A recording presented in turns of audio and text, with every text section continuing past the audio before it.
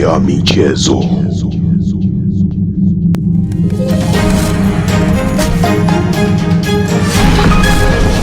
Ngome ya michezo. Karibu mtazamaji wa Baraka TV katika mwendelezo wa kipindi chetu cha Ngome ya Michezo. Kama kawaida leo tuna mwendelezo mwingine kuhusiana na mchezaji wetu Mwamba Mkumbo. Kuna maswali mengi sana washabiki wa soka wamekuwa kijiuliza kutokana na aina jinsi ulivyotoweka kwenye soka ghafla sana. Yaani kwenye tasnia kwamba ni kweli ulistaafu na soka au uliachana na soka. Na nini kilifuata baada ya kuonekana muda mrefu hujaonekana kwenye ligi kuu ya soka Tanzania bara?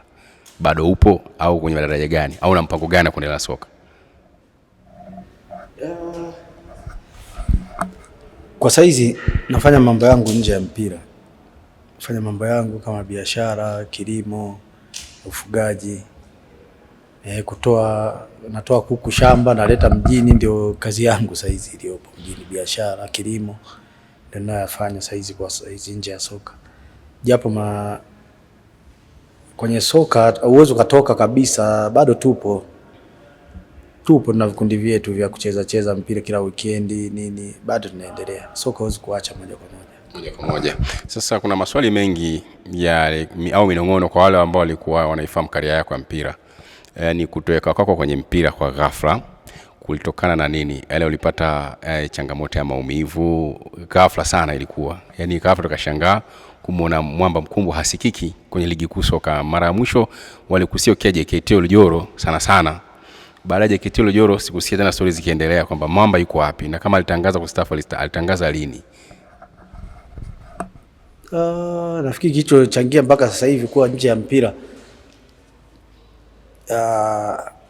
ni kwamba kuna vitu unakuta kuna timu siwezi kuitaja, kati na cheza najipambana sana, kuna kitu waliniahidi au walituahidi, siwezi kusema ni kitu gani, lakini baada ya kufanikisha malengo ya timu hatukupata kile kitu. Kwa hiyo kidogo mioyo ilirudi nyuma. Nafikiri labda kutokana na kipindi hicho tulikosa watu sahihi wa kutushauri au kuwaambia. Kwa hiyo kidogo nikaanza kujipanga na maisha nje ya mpira. Ya kujipanga kinyume, sababu unajua watu wengi walizungumzia umri wako bado ulikuwa ni mdogo sana, kiasi ambacho kuna watu uliwakuta afu then ukawaacha naendelea na soka, akiwemo Monjaliseki ambaye alikaa sana kwenye tasnia. Yani ulimkuta na then ukamwacha naendelea naye kucheza. Kwa watu wakawa hoji hiyo changamoto ipi ile ukuta. Kwa hiyo kama changamoto ni hiyo, okay, sawa, tuende na maswali mengine. Sasa baada ya hapo kuna maswali ya msingi kwamba tumezoea kuona wachezaji wengi wa ligi kuu soka Tanzania bara hata ligi ya kwanza wakijihusisha na masuala ya ukocha au kusomea kozi ya ukocha au kurudi kwa namna nyingine, kama kina Paul Nonga wamerejea, Gabriel Mwakyusa Vincent amerudi katika tasnia ya upande wa pili, ya Shabanditi amerejea kama kocha, na kuna baadhi yao wamerejea kama wachambuzi. Yani hawajatuacha kabisa kwenye soka, lakini wewe ukimya wako ni mkubwa sana kiasi ambacho kinaleta taharuki kidogo kwa watu ambao walikuwa wakifuatilia kipindi cha nyuma. Una mpango gani na soka sasa hivi? Mpango wa soka ninao. Nafikiri nikijipanga, unajua niko nje ya mpira toka muda mrefu. Kwa hiyo wazo la kwenda kusomea ukocha lipo, lakini bado najipanga. Si unajua sasa kwenda kusomea na inatakiwa hela, sikiwa nini. Kwa hiyo ndio nipo kujipanga. Nafikiri Mungu akijalia taenda kusomea, utakuja kuniona kwenye soka tena kama kocha au mwalimu wa viungo au nini, nitarudi. Mpango huo upo kusomea ukocha. Mpango upo. Katika mitaa unaotokea una mchango gani umeutoa katika jamii kuhusiana na vijana wanaojaribu kupita njia kama za kwako? Yaani ni mchango gani unaotoa mdogo kwa vijana, hata ushauri? Je, wanakuwa kikufuata au umekutana na kizazi kipi ambacho hakifuatilii tena kutaka kujua watu wazima mlipitia wapi au misingi ya soka ilikuwa ni ipi kwenye jamii yako unaotokea? Ni wachezaji wa kizazi kipi umeshakutana nao wakataka ushauri kwako? Vijana wa saizi kama unavyojua, vijana wa saizi mpira wao ni wa kisasa, wanakuwa kama wanajua kila kitu. Kwa hiyo mchezaji aliyecheza zamani wanakuona kama ni wa kupitwa tu, lakini wapo wawili watatu unakuta wanakuja kuomba, unawaelekeza, unawapa mifano uliopitia, wafate misingi ya mpira. Wapo kwa mfano kama kijana wangu huyu kijana wangu Kaseke ni msikivu mpaka leo, akija Mbeya lazima aje anione, tuzungumze mambo ya mpira, nimwachie, tunazungumza cha kufanya, kwa sababu yeye anaamini katika kujifunza kila siku. Kwa hiyo yupo timu kubwa, lakini akifika huku lazima aje hata aniulize, brother, nakosea wapi, nafanya nini, tunaongea, anaondoka hivyo hivyo, tunazungumza. Kwa hiyo tunaendelea kuzungumza na vijana wengine wengi tu, lakini vijana wa saizi kama unavyojua tena, unaweza kuwaambia likapita huku likatokea huku, lakini anayeshika nafikiri atafanikiwa. Mungu atawasaidia, atafika. Sababu sasa mpira hela nyingi, timu nyingi, na ni rahisi kupata timu tofauti na si zamani. Mpaka usafiri, mpaka uende wapi, lakini sasa timu ziko hapa hapa Mbeya. Sawa, baada ya kuachana na soka au kukaa pembeni kidogo, kuna nizungumzie na wale wengine ambao walistaafu kutokana na umri au walishindwa kuendelea na mpira kutokana na matatizo ikiwemo majeraha. Baada ya kuachana na soka, kuna aina fulani ya maisha wastaafu wanakuwa wanayaishi. Vipi nyie mlostaafu soka mnakuwa na mawasiliano ya kuweza kuhakikisha fulani yuko wapi na anafanya nini, na kama ana changamoto yoyote ile iweze kumfikia? Kwa sababu tukirejea tukio la Alphonce Modesti, alikuwa akiumwa na mpaka na mauti anamkuta, lakini ukiangalia ni nani alikuwa anaweza kutupa taarifa za Alphonce Modesti, au kama Christopher Alexi akatanapata maradhi yale, kwamba ni nani anaweza katoa taarifa zenu nyinyi kirahisi sana kujua fulani yuko wapi na anafanya nini na nini kimemkuta? Hilo tunamshukuru Mungu. Nafikiri kwa sehemu tumefanikiwa, ndio maana ukiangalia Mtibwa Sugar tuna group letu inaitwa Mtibwa Legend. Tuliopita Mtibwa, wachezaji wote wa zamani, hata saizi kama tunataka kujiunga wanaweza kaingia tu mle. Kwa hiyo mle taarifa zinakuwepo mbali mbali tunapata. Kwa mfano kama mchezaji mwenzetu Geoffrey Muhando,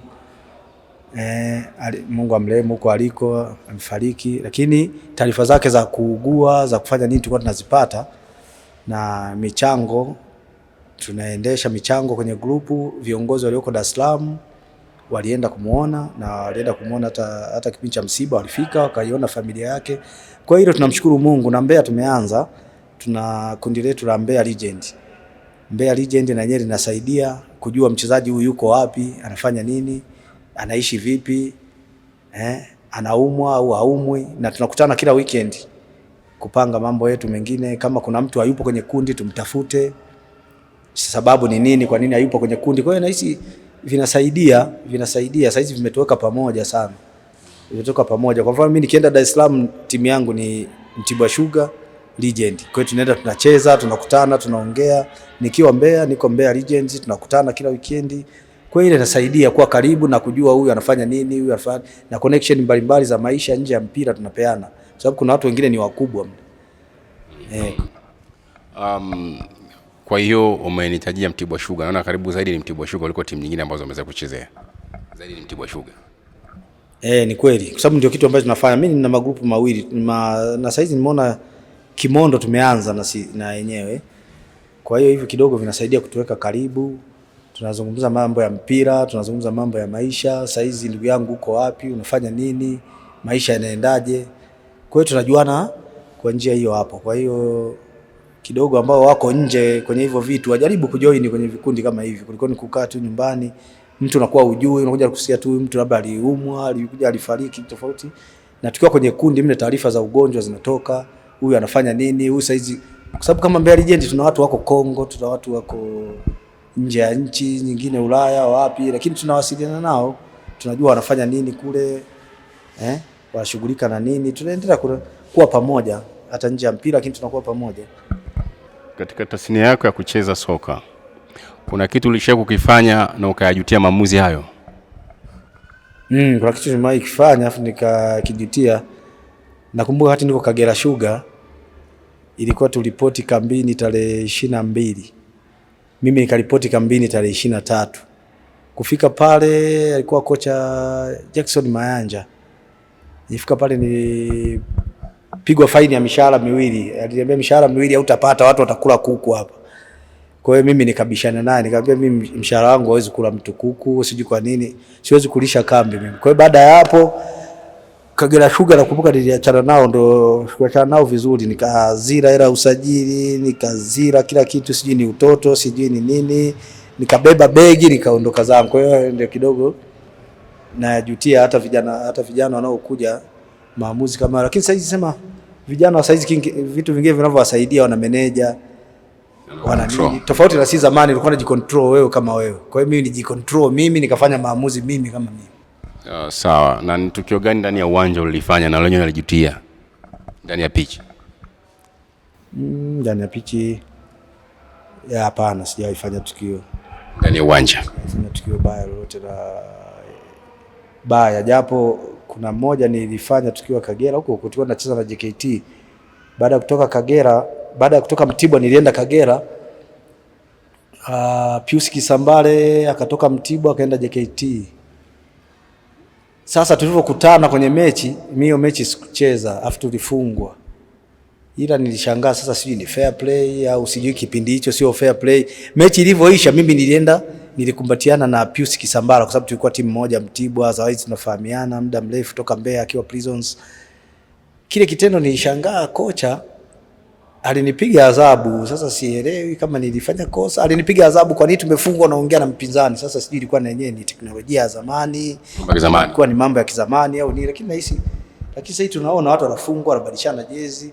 Kile kitendo nilikifanya, kocha alinikata mshahara wa mwezi mmoja. Nakumbuka alinikata mshahara wa mwezi mmoja. Kwa hiyo sasa sikuelewa.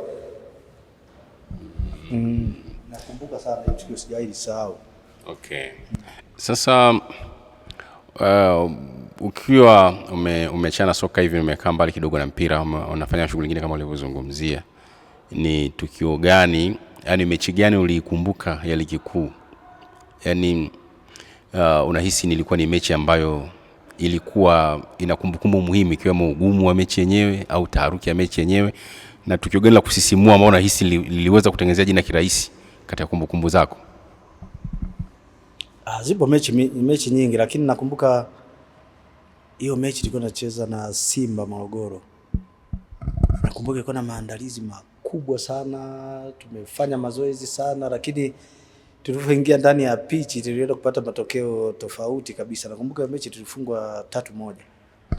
Kwa hiyo mechi yani haijawahi nitoka, kwa sababu kwanza tukio lililotokea, kuna rafiki yangu naye katika mpira wa kona kwenye harakati, mara kasukumwa kadondoka kwenye nguzo, kwenda kumwangalia hana jino hana nini. Kwa hiyo mechi na yenyewe ilikuwa naikumbuka, ilikuwa na changamoto nyingi sana, lakini tunamshukuru Mungu tulimaliza salama, hamna majeruhi makubwa wala nini, japo tulipoteza kwa 3-1. Lakini unakumbuka finali ya kombe la Tusker? Ndio, naikumbuka 2008 tulicheza na URA ya Uganda. Tulishinda goli ngapi? Tulishinda kitu kama 2-1 hivi. 2-1 au 1-0 nakumbuka. Ile mechi ukucheza? Mechi sikucheza. Lakini hata kwenye benchi ukuepo? Ndio. Lakini watu walikuona baada ya mechi kuisha. Kitu gani kilikufanya usicheze ile mechi? Kwa kumbukumbu zangu, maana nakumbuka ukucheza, ukaonekana umevaa kiraia baadaye, na bahati nzuri ilikuwa uwanjani, ila alikuwa tufahamiani. Uliingia kusherehekea ushindi ule. Siku ile ukucheza kwa ajili ya jambo gani? Siku ile sikucheza kwa sababu ya selection ya mwalimu tu. Kwa sababu wachezaji tupo wengi, watu tuko fiti, wachezaji wote asilimia yote. Kwa hiyo selection ya mwalimu haikuniruhusu kucheza game ile. Lakini sio kwamba usipocheza ni haupo sehemu ya mchezo. Kwa hiyo tulikuwa pamoja tu na timu, tukiombea mazuri, na kwa hiyo tulifanikiwa tukachukua kombe la Tusker, tuliwafunga URA ya Uganda. Tukachukua kombe, lakini tulikuwa za team, yani tulikuwa ni kitu kimoja. Yani Mtibwa maisha yenyewe tulikuwa tunaishi, anayecheza na ambaye achezi ni sawa. Hata hela anayepata uwanjani, posho anayopata uwanjani na wewe unayepata ni sawa kabisa. Hamna kusema huyu amecheza, huyu amefanya nini, hamna. Kwa hiyo ndio maana timu ya Mtibwa yani ilikuwa ni kama familia. Ndio maana mpaka hata tulivyotoka kwenye mpira bado tunaishi kama familia. Ndio maana tukaanzisha hilo group ambalo mpaka leo tunaishi kama familia. Mtu yuko Dar, yupo huku, tunawasiliana, tunaongea vizuri. Kama saizi hapa kocha Meki Maxime yuko Mbeya City, inshallah tutamuona hapa. Ameshakuja tayari, ameanza na mazoezi na timu. nipo naye na alinipigia simu anapokuja. Kwa hiyo ningekuwa naishi nao vibaya au tungekuwa tunaishi vibaya hata nje ya mpira huku tusingekuwa tunawasiliana. Sasa kuna siku ulikuwa umesajiliwa JKT Oljoro na ulicheza pia JKT Oljoro ikiwa nawania kupanda ligi kuu. Baada ya JKT Oljoro kuendelea na program zake ukaonekana huko mitaa nyumbani, kuna minong'ono ikawa imetokeza.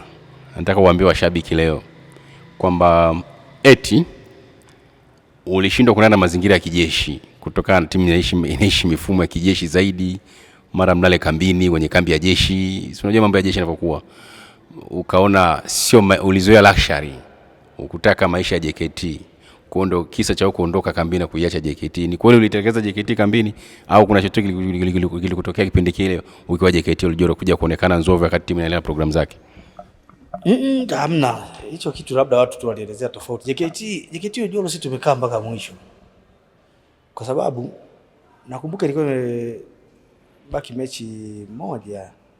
Ligi ilikuwa imesimama, mbaki mechi moja ambayo ilikuwa sio ya maamuzi kwamba mkicheza mshinde msishinde, sio kwamba mnapanda ligi kuu.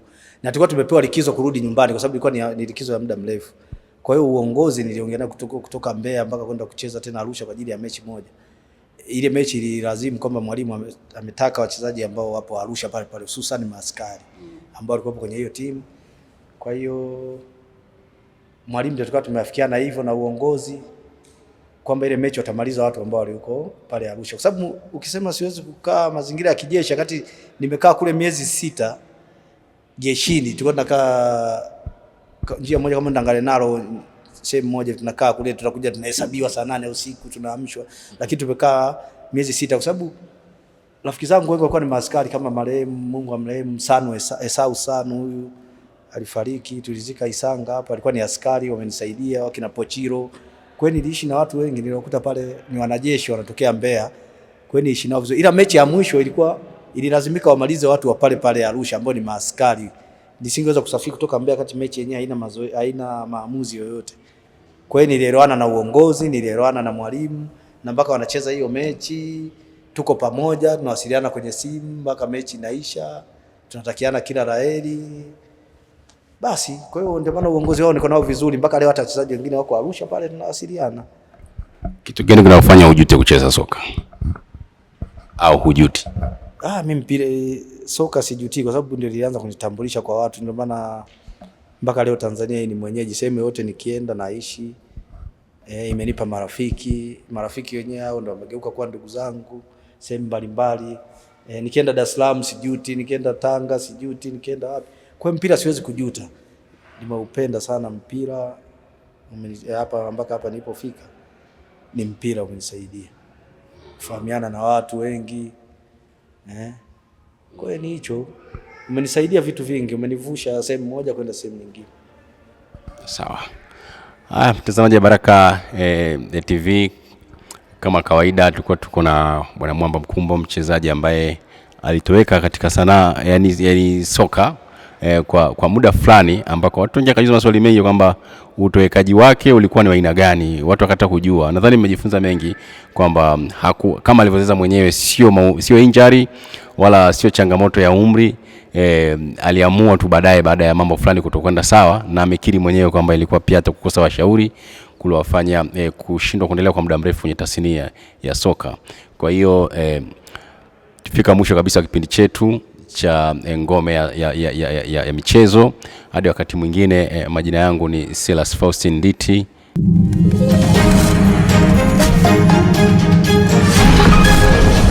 Ngome ya michezo.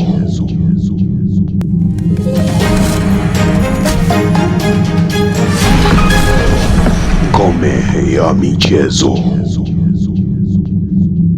Naam, mtazamaji wa Baraka TV, moja kwa moja hivi sasa nimeungana na mwenzangu Nditi hapa tuweze kuzungumza kidogo kuhusiana na Mwamba, lakini nilikwambia kwamba kuna mtu ambaye alikuwa anamhusudu sana, ambaye alimfanya hadi Mwamba akashawishika sana kufanya vizuri kwenye soka. Si mwingine ni Monja Lisek, ambaye aliweza kumshawishi sana Mwamba kwenye masuala mazima ya kandanda. Nditi.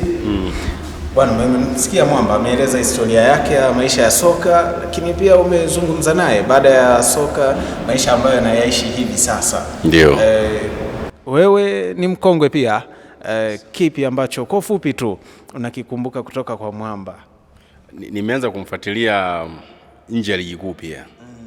Nimemfahamu kabla ya yeye kufika kwenye ligi kuu, japokuwa kama nilivyomuuliza hapa kwamba alikuwa kuna wakati alikuwa hanifahamu mimi. Na hiyo finali ya Yore na Mtibwa nilikuwa uwanjani na nikamwambia jamaa zangu yule jamaa kitaa yule. Yeye pale tukakaa jukwani tukashuhudia, alikuwa Dar es Salaam kipindi hicho. Waliomuita Monja Liseki hawakukosea. Kwa sababu wote nimewaona. Monja nimemuona, japokuwa Monja alizidi kidogo kuwa na nguvu. Monja Liseki alikuwa na nguvu sana. Alikuwa mpira kusukumana na umudu. Sasa Mwamba alikuwa ni mchezaji ana nguvu, yani fiziki yake ilikuwa ni juu sana. Yani ni wale wachezaji ambao akiweka mpira gambani akiutuliza chini, beki una kazi ya ziada. Kwa mfano ukimchukua Mwamba, yani tukafanya muujiza, labda tukamrenew arudi kwenye ligi kuu. Kwa namna ya Mungu ampe energy tu ya kimiujiza ile. Kwa mabeki wanavyokaba sasa hivi, mimi nitakuwa kazi. Atapinduliwa sana. Sasa unajua kabisa ni mchezaji ambaye anatumia energy kubwa sana. Na ndivyo ilikuwa mtaji wa maforward au washambuliaji wanaocheza kwa miaka ya nyuma. Alikuwa hakunaga mshambuliaji laini. Hauwezi kukuta mshambuliaji laini Bisho, ni ngumu sana. Walikuwa wengi wana nguvu. Joseph Kaniki anamkumbuka mwenye Mwamba. Ni walimuita Golota. Huyo Monja Liseki anakumbukwa kwa shughuli yake, ilikuwa sio kitoto. Akiweka mpira gambani, akituliza, akipigwa cross tu anavyosukumana mabeki, unafikiri kama watu wamegombana lakini unagundua pale lazima kuna Mwamba pale katika ile cross. Kwa hiyo unakuta ilikuwa ni kazi kweli kumdhibiti asilete madhara. Kwa hiyo walomfanisha na Monja Liseki walitaka kumfananisha aina ya uchezaji wao. Sawa, kama ambavyo umesikia kwa ufupi tu kuhusiana na historia ya Mwamba, leo tumegusia maisha ya soka ya Mwamba, lakini pia baada ya kustafu sasa amepumzika tu, hajastafu, amepumzika soka. Si amesema amepumzika? Yeah, yupo, bado ni kijana. Kwa hiyo kuna wahenga zaidi yake. Kabisa. Sasa wale ambao mnacheza nafasi kama ya Mwamba, jiandaeni, akiamua kwamba sasa mimi navaa daruga tena, kazi unayo. Bwana, tumefika tamati kabisa. Sawa, asante sana mtazamaji wa Baraka TV, endelea kutufuatilia. Leo tumezungumza na Mwamba. Unadhani kipindi kijacho tutazungumza na nani? Sisi tunahakikisha kwamba wale manguli wa soka, lakini si soka tu, hata wale wanariadha, kuna wengine, michezo yote tutakuletea hapa. Kubwa zaidi, endelea kutazama Baraka TV, kipindi Ngome ya Michezo. Uwe na siku njema, kwa heri.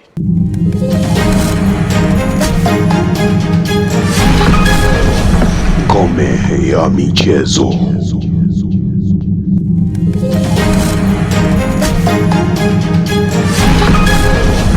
Ngome ya Michezo.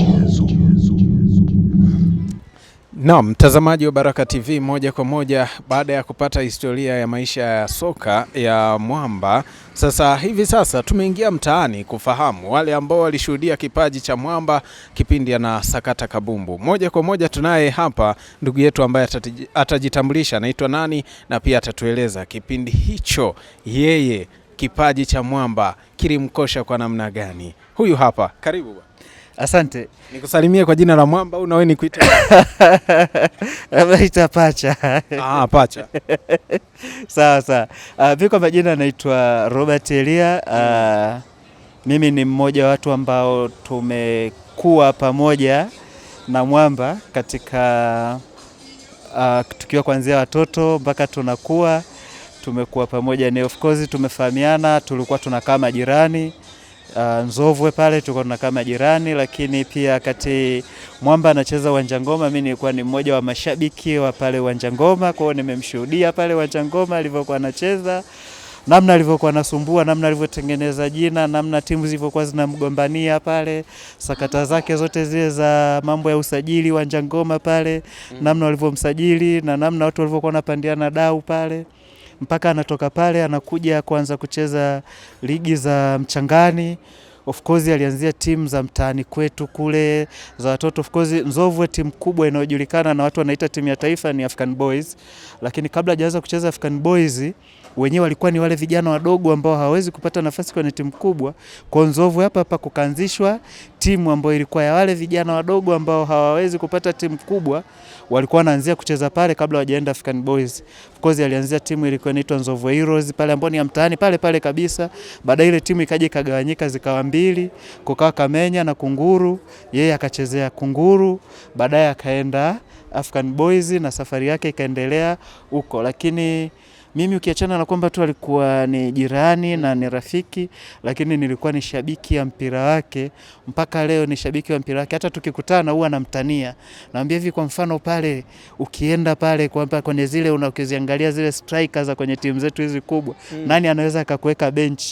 Waga tunataniana. Kwa hivyo tunataniana kwa sababu sisi tumezoeana, tunataniana. Nitaka unipatie majibu yetu. Majibu yetu. Of course yeye hawezi akaongea mengi, lakini sisi tunaoona ndo tunajua kabisa. Unasema nipeni jezi nikazime. Kwamba leo chukua pale jezi, chukua jezi namba 9 au jezi namba 10 pale, ingia pale kwenye timu moja yetu kubwa pale, ingia pale. Hamna mtu ambaye anaweza akamweka bench huyo jamaa. Kuna wakati fulani kuna watu wakasema wewe unaongea sana hivyo kwa sababu ni shabiki yake kuanzia udogo, lakini uhalisia hata ukimkuta mtu yote akamwongelea anajua uwezo wake. Lakini ni mmoja ya vipaji ambavyo Tanzania tulifanikiwa kuvipata, ambavyo kiujumla tungeweza kuvitunza na kuvilea vizuri. Sasa hivi nadhani tungekuwa tuko mbali sana. Hivi sasa kwenye soka letu la Tanzania, kwenye vilabu vyote hivi, kumekuwa na washambuliaji wengi ambao wamepita hivi karibuni, lakini pia ambao wapo hivi sasa. Ni yupi ambaye kidogo hata ambaye anatutazama hivi sasa anaweza kusema basi huyu alikuwa moto sana? Ni yupi ambaye unaisha kidogo? Kiujumla hapa nikitaka niongelee, mimi naweza nikakutajia aina ya wachezaji strikers ambao naweza nikasema kwamba ndio unaweza ukiwaangalia wale, kwa mtu ambaye hakuwahi kumshuhudia, akiwaangalia wale ndo atapata tafsiri ya striker ya mwamba. Ukienda kwa nje, striker Ronaldo de Lima, ukimwangalia Ronaldo de Lima ile style yake ya kucheza, ukatoka kwa Ronaldo de Lima ukarudi ndani hapa ukamwangalia kama mtu ulipata kumuona Monjeliseki. Lakini currently hapa katikati hapa unaweza kumuona kidogo na Medi. Achana na huko, sijamtaja mimi. Mwangalie mtu kama Fiston Kalala Mayele. Yaani unajua ni ile striker ambaye anaweza akachukua mpira, anaweza akawahesabu, ana utulivu, anafunga, anachagua kwamba afunge nguvu ipo, akae wapi wakati mpira unakuja, aina ya striker hao. Sasa kwa hao niliokutajia, alafu sasa ndo mchukue mwamba ndo mweke pale. Sasa ndo ukizungumzia sasa hivi ndo wewe sasa unaweza kusema nani. Kama ukiona hamna mtu mwenenecha hiyo, ujue basi bado pale nafasi ya mwamba bado ipo. Sawa bwana, umesikia vizuri kabisa. Hiyo ni historia fupi tu kuhusiana na mwamba. Sasa mwamba yeye kasema mimi sijatandika daruga. Kwa hiyo kama una shida kwenye upande wa ufungaji, mwamba yupo. Amesema nimepumzika tu, ila kiatu kinipa na kivaa vizuri kabisa. Kubwa zaidi mimi nikwambie tu kwamba usihangaike na striker. Striker tunaye na njoo. Njoo. Au unasemaje? Hakika. Sawa, asante sana mtazamaji wa Baraka TV. Endelea kusalia papo hapo. Sisi tunakupa mambo mazuri. Naam, mtazamaji wa Baraka TV, moja kwa moja baada ya kumsikia mdau wa kwanza ambaye amemzungumzia mwamba kipindi ambacho alikuwa akisakata kabumbu, tunaye mdau mwingine ambaye ataenda kutueleza kuhusiana na kile ambacho mwamba alikuwa akikifanya uwanjani. Habari za wakati huu? Habari ya wakati huu ni nzuri. Ndio, jina lako nani? Kwa majina napatikana, mimi naitwa Beni Mbwiro, napatikana hapa Nzovu. Sawa, leo tulikuwa tukimwangazia mwamba na moja kwa moja tukasema acha tuingie mtaani tukafahamu wale ambao waliweza kumshuhudia mwamba kipindi ambacho alikuwa akicheza uwanjani. Sasa wewe ni miongoni mwa wale ambao walimshuhudia mwamba. Kwanza mwamba ni mchezaji wa aina gani kipindi hicho unamshuhudia? Mwamba mimi namfahamu kuanzia kwenye timu ya Mzee Alan hapa, alikuwa anachezea timu ya Boys. Ni mchezaji mzuri, nilikuwa nampenda. Akianza kucheza hapo utapenda hata wewe mwenyewe. Ila ni mchezaji mzuri. Na vilabu gani ambavyo ulikuwa unamshuhudia akicheza? Mimi nimemshuhudia akiwa Mtibwa. Hapo ndo ulifurahishwa naye sana? Sana. Yaani mwamba kusema kweli anaendana na jina lake. Anaendana na jina lake kabisa. Yuko vizuri.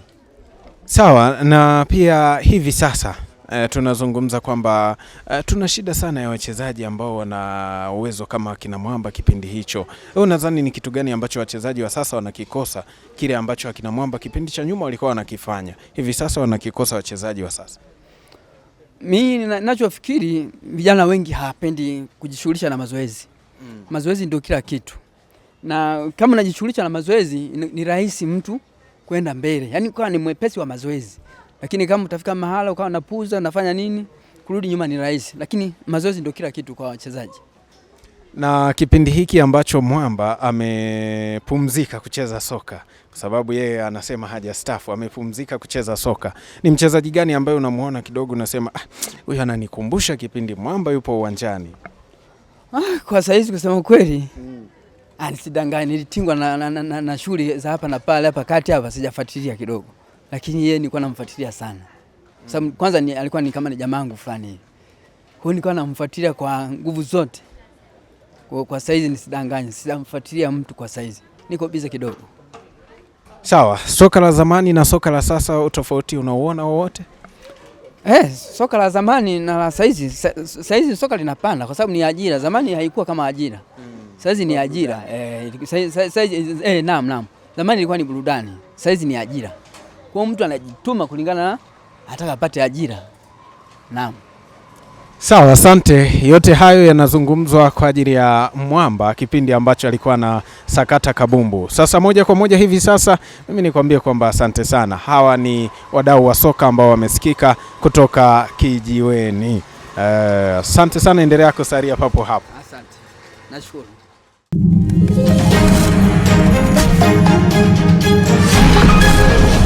Ngome ya michezo. Ngome ya michezo.